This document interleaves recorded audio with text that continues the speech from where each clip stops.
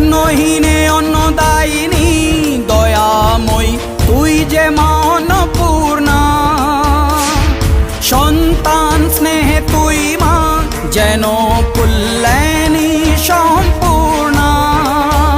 তোর কথা যেন মন্ত্রোচ্চারণ, বজ্র সম কঠিন অনুশাসন, ধৈর্যেশ্বর বংশহা পৃথিবী, ধর্ম ও ন্যায়ের প্রতিচ্ছবি।